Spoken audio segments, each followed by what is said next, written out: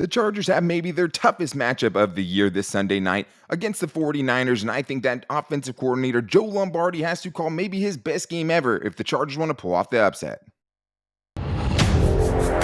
You are Locked On Chargers, your daily podcast on the Los Angeles Chargers, part of the Locked On Podcast Network, your team every day.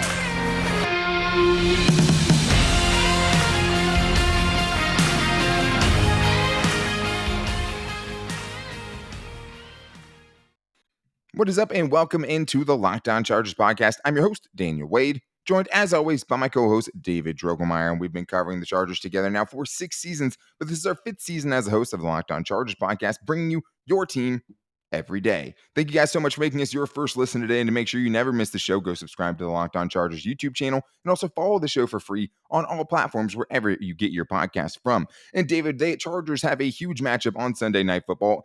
And I said maybe their toughest matchup. I know the Chiefs are better, but this matchup specifically goes against a lot of the Chargers' weaknesses against the 49ers. And to me, it's on offensive coordinator Joe Lombardi to have this offense prepared to get off to a faster start and also to work around the issues they have on their offensive line with Foster Sorrell now starting potentially at right tackle, and also all of the injuries to key players. And then defensively, we know what the Chargers have to do. It's a huge task. It's slowing down C-Mac, Christian McCaffrey. It's slowing down Deebo Samuel, not even to mention someone like George Kittle. There's a lot on the defense's plate. And then we'll get into our bold and our game predictions. But this episode is brought to you by LinkedIn Jobs, who helps you find the candidates you want to talk to faster. Post your job for free at linkedin.com/LockedOnNFL. And David, this is a huge matchup. Sunday Night Football. Prime time game for Justin Herbert, of course, but some things are bigger than football. Yeah, I mean, it is Veterans Day. So we want to, as a veteran here, I'm an Army veteran. I served 5 years in the Army. Want to give a shout out to all of my fellow veterans out there. Thank you for your service. Thank you for the families that supported those veterans through some incredibly difficult times, working long hours, getting paid pennies on the dollar, serving our country. So thank you very much. Thank you for your service. And if you know a veteran, reach out, say what's up, right? Some things are so important like that, and you never know how much that can mean to someone. But let's get back to football here, David. And it starts with offensive coordinator Joe Lombardi, specifically because the Chargers offense has gotten off to such a flat start. And the other thing is you're going up maybe against the best defense you played all year. I'm going to go ahead and say, yeah, this is the best defense that they played so far this season. Them and the Broncos. The Broncos have a really good defense as well. But we all saw what that offensive performance looked like, right? The Chargers offense hasn't scored earlier than the third drive in the last 3 games, right? They haven't had an opening drive score since the Texans game in week 4, if anyone can remember that game, right? I remember. I mean, offense coordinator Joe Lombardi, to me, David, obviously he has to work around a lot. And it seems like there's been a feeling out process at the beginning of these games where it's like, okay, how well is this line going to hold up everything else? It's like, to me, you have to come out firing, because if you want to get the 49ers off their game plan, like we talked about with the Falcons, like we talked about with the Browns, you can't just start these games every time down double digits like they have in the last 4 games. You play with fire, you're going to get burned eventually. Yeah. The Chargers have been fantastic, when they've fallen behind. They're 3-1 in those games, but that is not sustainable. It's just not. And against this team, against the 49ers, this is a team that has a lot of offensive firepower, and they could put this game away quickly. So it is imperative that Joe Lombardi has a great game plan that in the Chargers offense does not start in a lull like they have the last several games. They have to come out firing. They have to come out and put points on the board immediately. Yeah, I mean, you just have to get out to a better start, because, you did end up coming back against a good defense at the Broncos, but their offense was so bad that it let the Chargers back into the game, and it took a muff punt just for the Chargers offense to get anything going at the end of that game. They really did nothing. I mean, it was a really hard game to watch offensively. And now the thing is for me is dump-offs to Austin Eckler are not going to win you this game. If that's what you're doing. It's not going to be enough. They have Fred Warner's a freak, right? Drake Greenlaw's another good coverage linebacker. These guys can tackle in open space. So, you can't just keep using that and think you're going to just have him go 12 catches for 150 yards. Right. Running backs are averaging 26 or 28 yards per game receiving against the 49ers so far this year. It's just not going to work. You have to keep trying to free up Josh Palmer in those intermediate areas where we saw most of the chunk plays come from last week, right? And I think that when you're missing your major weapons, you have to find a way to get the rest of these guys involved to get something going offensively. I think the 49ers are going to score points. It's onus is put on the Chargers offense, right, to be able to put some points up in this game against a good defense. Absolutely. And one of the things that they have to do in order to be able to put up points is to make sure you don't let Nick Bosa wreck the game. Yeah. I mean, the dude's incredible. He's got 8.5 sacks. He's up there towards the top of the And leaderboard he's for been hurt sacks too. in the NFC. Yeah, and he missed time this year. I mean, the good thing is Joey Bosa is, obviously on the Chargers, and him and Nick Bosa, brothers, they have a lot of similarities. So they've been going up against Joey Bosa pretty much every single day in training camp. And yeah, I mean, they're slightly different, but they have very, very, just because they went up against him doesn't mean they're winning. no, I Snaps. know, but my point is at least they know how extensive this protection plan is going to have to be. Sure. You're going to have to chip him. You're going to have to double team him. You're going to have to move the pocket, which is one of the things that I'm so happy that Justin Herbert is feeling better, because when they move the pocket and when they get him on the run, he is fantastic and incredibly accurate when throwing the ball on the run. I think those are all good ways to slow down a pass rush. Obviously, you got to get the ball out of your hands quickly as well. And if Justin Herbert sees a running lane, he's got to hit it in this game. Yeah, I agree. He has to use his legs. I think that's something that's going to be huge in this one. And I mean, the other part of this, David, is we've heard from Daniel Popper that Foster Sorrell is getting all the snaps at right tackle. I mean, we saw it work with Jamari Sawyer.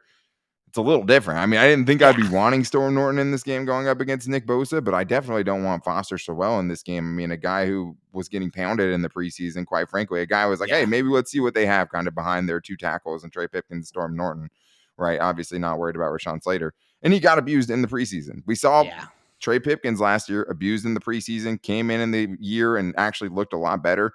There's always a chance for that, right? This obviously worked when they put Jamari Sawyer in. Just think this is a lot different, right? Jamari Sawyer had a pedigree playing national championship level left tackle for the Georgia Bulldogs the year before this. So, it's a little bit different. That's scary to me. I mean, Storm Norton was okay playing right tackle so far this year. He wouldn't have been a good matchup against, Nick Bosa. Neither is Jamari Sawyer. Who is? Spoiler alert, right?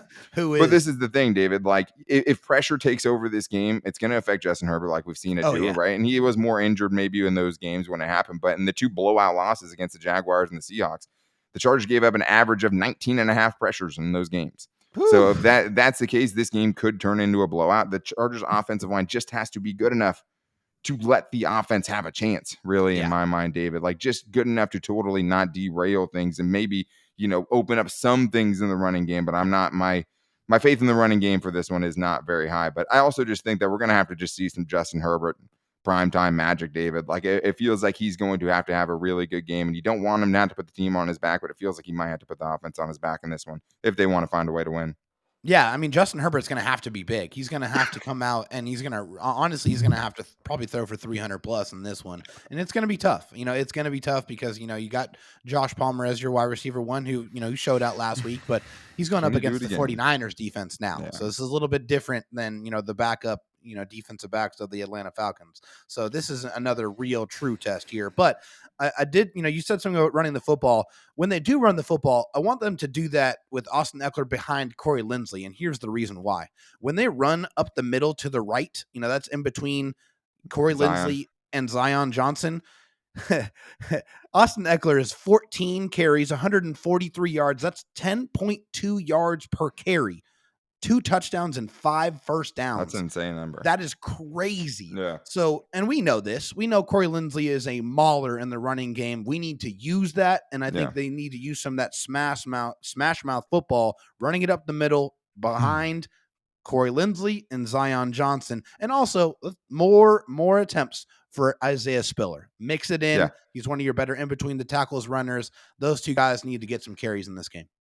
Yeah, I agree with all that. I mean, I think that's all important. You say smash mouth, and it makes me giggle having watched the Chargers this year. I don't know if they have smash mouth in their DNA. I want them to. It's hard to imagine getting the running game going in this one, but I would love to be surprised by it. And I'd love to see. You can't be intimidated though. You got to run the ball regardless. Yeah, I mean, they're a good run defense. I mean, a couple teams have gotten okay games from them, but I think they're giving up like 60 yards on the ground to running backs. And those are to other teams who are good at running the football in some of those games. So we'll see. I mean, they've also had, the Rams who they've have no running game and gone up against some pretty easy matchups in that regard. But I do think for the Chargers, I mean, Justin Herbert has to be good. Joe Lombardi has to be good. It's just one of those games where the margin for error is so small. Oh, yeah. And I just think that like everything kind of has to be razor crisp. You can't have 4 drops in this game and win. In my mind, I don't think you can. So like the calls have to be right, but like Gerald Everett, you can't drop that 25-yard gain down the middle. You know what I'm saying? Absolutely like, not. If you have those opportunities, the Chargers definitely have to take advantage of it. But defensively, it's an even tougher. I don't even know. It's such a tough matchup on both sides, but they have the offensive weapons that would absolutely scare Charger fans everywhere, especially considering the tackling for this Chargers defense. So we'll talk about if there's any way the Chargers can slow down the offensive nightmare weapons that the San Francisco 49ers have coming up right after this. But I need to tell you guys about LinkedIn Jobs. This is something that I absolutely love because my wife loves it. But these days, a new potential hire can feel like high stakes wager for your small business. You want to be 100% certain that you have access to the best qualified candidates available. That's why you have to check out LinkedIn Jobs. LinkedIn Jobs helps you find the right people for your team faster and for free. And when I say that about my wife's a recruiter and she likes her job sometimes, but there's a lot of complaints too. When I told her LinkedIn Jobs was one of our sponsors, like I've never seen her light up at work about that, because as a recruiter, for her, it's all about, hey, like this is where I actually get people from. Like I go around and I use other places to try to find people to come in and work for our company. But LinkedIn Jobs is the only one that not only gets you the interviews and gets the people for you, but like they're the people that end up sticking, right? It's not just the people who are there for 2 weeks and then they quit. LinkedIn Jobs gets you the quality candidates that you guys want. And they have simple tools like screening questions that make it easy to focus on the candidates and the right skills and experience for the job required. LinkedIn Jobs helps you find the qualified candidates you want to talk to faster. Post your job for free at linkedin.com/LockedOnNFL. That's linkedin.com/LockedOnNFL to post your job for free. Terms and conditions apply. All right, David. Well, now we have to talk about the Chargers trying to slow down some players that I just have a hard time believing that they're going to be able to slow down completely. Because, I mean, in a lot of games, right? Like somebody has some freak, like a Travis Kelce, right? Good example. It's like, okay, well, throw Derwin James at him, right? That's always a good strategy for everything. But at the same time, it's like you can't throw Derwin on George Kittle and also on Deebo and also on Christian McCaffrey. Like, there's not enough Derwin to go around. Exactly the problem going into this game. If there was 3 Derwins, I'd like the Chargers' It'd be great. chances It'd be awesome. defensively on this one. But I don't think it's that easy. And I don't think that, you can't, stop them. You can only hope to contain them, right? Like it's like it feels like that's kind of what's going on in this game. And Christian McCaffrey balls out in the last game when they don't have Deebo Samuel. Now they're adding Deebo Samuel back into the mix, potentially adding Elijah Mitchell back into the mix. Like they're the closest thing to healthy offensive skill position wise that they've been all season. And now they get the Chargers defense. Like, oh, and also, I mean, we didn't talk about the last segment, but shout out to Jason Verrett, man. Torn Achilles. I forgot to talk about that in the first segment, but just absolutely brutal. Because I'm so like, sad, man. Jason Verrett's going to be a nightmare for the Chargers offense, right? And literally, as he's coming back from injury, tears his Achilles. I think that's multiple Achilles tears, multiple ACL tears. Like, it's multiple. He actually came back injuries from the Chargers and played good. Anyways, I'm getting off track, but definitely thinking about Jason Verrett, one good dude, right? Who just could not catch a break. Yeah. For the Chargers, though, they don't have Jason Verrett. No. If you're thinking about trying to slow these people down, like I think you're going to need Derwin everywhere, including on the edge where he's been and was a lot in this last game. But I think there's some things you can do, right? Like I think maybe it's Asante Samuel Jr. on Deebo Samuel, right? Something like that, where it's like, I'm trying to play ball denial, like the NBA. Like, I'm just going to stand in front of you and not let you catch the ball so you can't get in the open space. I have the most faith in Asante Samuel Jr. to keep the ball out of his hands. Yeah, he's going to get some handoffs. And tackle in space, too. Yeah. Exactly. He's the best DB tackler they have. Him and Derwin James are at the top of that list. Yeah. But at the same time, though, like with Asante Samuel Jr., he has the best chance. Obviously, it's still going to be tough, but like I like his chances of being, at least, when they're not just straight up handing the ball off to Deebo, that, he can hopefully keep him out of the hands in open field like they're going to definitely try to do. But it's going to be such a tough, task, David, to try to even just slow these dudes down. It is going to be tough. But the whole concept of the 49ers passing game is all get the ball out of Jimmy G's hands quickly. They don't hold on to the ball. They want to get it in the hands of C-Mac. They want to get it into the hands of Deebo Samuel. They want to get it quick out to Ayuk. They're not throwing anything deep. They do not throw the ball deep. They have 18 attempts of 20-plus yards this season and have only completed 5 of them. They throw the ball short all game long, all season. That's what they do. So don't expect a lot of deep shots. But hey, if you had a Deebo Samuel on your team, You just want to get the ball in his hands as quickly as possible and watch that guy work.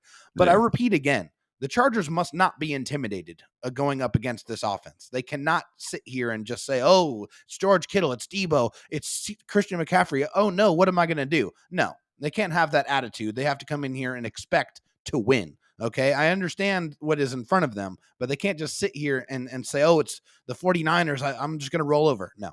Yeah, now, but attitude can't win you this game, though, either, I know. right? Like, no, you have to tackle. Tackling is more important than attitude. Be able to tackle people. That's what I want to see. Yeah, and hey, show the attitude when you're tackling. I mean, there it is right there. Yeah, but agreed.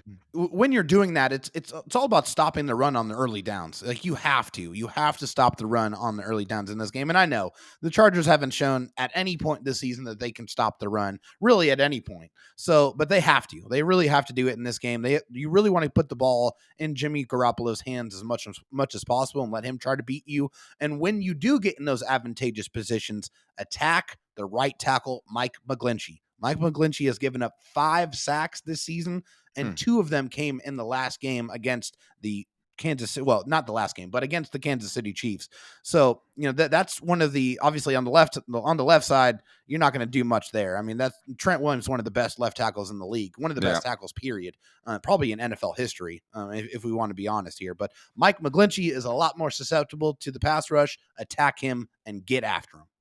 Yeah, and it's a tough thing for the Chargers because I think in a vacuum, you're just like, okay, we'll put Khalil Mack over there. And then obviously, if it's 3rd and 10, put Khalil Mack over there, right? Every single time. But like, if you don't have Khalil Mack going up against Trent Williams, then they're just going to run right behind Trent Williams and just, absolutely steamroll Kyle Van Noy or Jeremiah Tauchu or Derek Tiska. Right. Like all of those dudes will get steamrolled by him. So it's like, it's tough because you want to just put him against the worst tackle, obviously. Right, seems obvious, but then you're losing so much in run defense on the other side where Trent you got to pick your battles for sure. Of course, I mean, I'd love to see Khalil Mack have a good pressure game in this one. It's been a while since we've seen him get like really consistent pressure, and it's hard when you're the only dude and nobody's afraid of anybody lining up on the other side. The Chargers with that run defense have to really, I mean, you have to be able to get better, more consistent edge play against the run. Like that's just, I'm not saying they can or that they will, but you need to if you want to have a chance in this one. That's what's tough. And I think to your point about Jimmy G, I mean, first of all, the attitude thing, obviously I was saying the tackling, I'm just kidding. And you have to be able to do it. But like, hey, if you don't have the attitude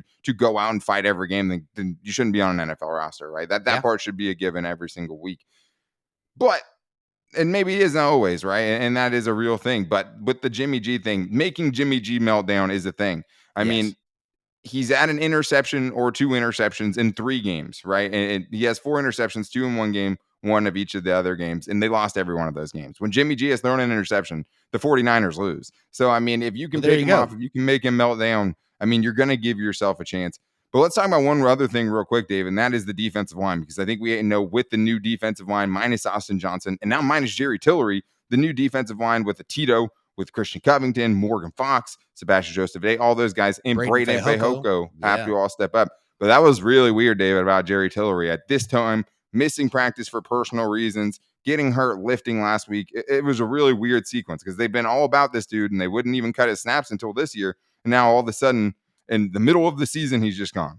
Yeah, very, very strange. Very, very weird. I mean, I'm not exactly sure what's going on. I've heard some people out there say that it's about motivation, about, they think that he's checked out. I heard that, from the Lightning Round podcast guys, Jamie Hoyle. So I got to, give a shout out there. But that's, one of the only places I saw that. But I mean, that's really strange, sit here at this point in the season and cut a guy that, you had what by all accounts was highly coveted by the organization. And so it's just, I don't understand it. It's definitely a very strange situation, but I mean, let's not, kid ourselves and say that Jerry Tillery was playing great football really at any point in his career for the Chargers. So it's not really, that it happened. It's just that it happened right now. It was a surprising time. Yeah, it was just weird because it seemed like they were always all about him. Like I said, at least this year they're willing to kind of, give other guys more snaps than him. And that was a kind of an adjustment. I mean, we'll see about Kenneth Murray because that was my other defensive, key here. It's like it feels like Kenneth Murray has to have maybe the game of his life. As I always said that about Joe Lombardi, but it feels like if Kenneth Murray has a terrible game in this one, the Chargers are going to get 30+ put up on him. Right? Yeah. He is the kind of athletic dude you would want to attack freaks like Christian McCaffrey and Deebo Samuel, right? And George Kittle, but it just hasn't translated. If they can get, his best performance of his career. I think that'll obviously do wonders for them defensively. But Jerry Yes. Tillery is that other guy, just an underachieving first-round pick. Hopefully, I mean, I hold no ill will towards him. Obviously, he didn't pan out. I hope he can get it going with whatever team picks him up next. But the Chargers defense has its work cut out for him. Is it too much for us to pick the Chargers to win, though? We're going to get into that with our bold predictions and our game predictions coming up after this. But I do need to tell you guys about SimpliSafe home security. And I have to tell you, if you guys have been thinking about securing your home with home security, but you've been putting it off, you want to listen up, because right now, Locked On Chargers listeners can order the #1 rated SimpliSafe home security system for 50% off. This is their biggest offer of the year, and you won't want to miss it. I mean, this is some straight up, Black Friday type holiday. It's only here now. Make sure you guys get in 50% off. Is a big number, and I love a good bargain. And I also think that there's been for me, before I got mine, there was always times where I'm like, should I get it? Should I, get something to kind of feel better about my house? I have a dog. I have all those things. But I needed it. I wanted it. And I'm so glad I finally did it with SimpliSafe, because just the peace of mind when I'm home to be able to check in on the HD cameras, right? When I'm away, check in on the dog, check out everything that's going on around my house, check out on packages that I know got delivered, right? And things like that. Having that peace of mind is really, really nice to have. And especially when they have crazy sensors that go everywhere in your house, they can tell you if there's a fire, can tell you if there's a burglar, and sensors can actually tell you if a threat is real or if it's not, so you know whether or not to be worried, and they can always send first responders out to your house immediately, which is great. So don't miss your chance to save big on the only security system that I recommend, the only one that I have. Get 50% off any new SimpliSafe system at simplisafe.com/LockedOnNFL. This is their biggest discount of the season, guys, so don't wait. That's simplisafe.com/LockedOnNFL. There's no safe like SimpliSafe. All right, David. Well, I'm a little excited because you didn't get to give your, prediction yesterday on the crossover. I'm glad you saved it for us and our listeners exclusively. 49ers listeners can get out of here. But for the Chargers fans, I'm glad you haven't got to get into it. And we have to get into our bold predictions before that. And it's tough. When you have a matchup like this, it's tough not to go with like a negative bold prediction and start making bold predictions about the 49ers, because it just seems like such a tough matchup just because of the Chargers' strengths and weaknesses and all those things and just how injured they are. They're so injured. But I do want to get into some fun offensive bold predictions. So when you're looking at the Chargers offense, David, obviously they need some heroes. They need some good things to happen for them. What's your offensive bold prediction? My offensive bold prediction is that primetime Justin Herbert comes out to play here, and he does it in a big way. He's going to have his first 300-plus passing yard game since the Houston Texans game, the game that I attended. He threw for 340 in that game. I think he's going to go. Can you over be in San Francisco 300. this weekend? Let's see what I can do here. Check the flights. Check the flights. I'm going 300-plus for Jay Herbert. Yeah, I mean, I like that. I mean, how many touchdowns? I mean, giving us yards. I'm going to go with 3 touchdowns in this one. Can I get you to have no interceptions and turnovers? Yeah, I know we're talking bold here. I know you know what? No interceptions in this game as well. That's what we're doing. He's going to fumble? 300-plus, no interceptions, no fumbles. Okay. So no turnovers. That's my bold prediction, right? Okay. You said no interceptions, and it made me think he might fumble or something. No turnovers. Okay, thank God. All right. I started thinking he might have known something I didn't. Yeah, I like that. Justin Herbert, and they need it, right? Yeah, I mean, if the Chargers want a chance in this game, they need it. Where am I going to go with my bold prediction? I have kind of a theme, right? Yeah. It was Mike Williams. Mm-hmm. Calling him out. He came through. Yep. Tried it for Gerald Everett. He did okay one game. Yeah. I did it for Josh Palmer last week, and it worked.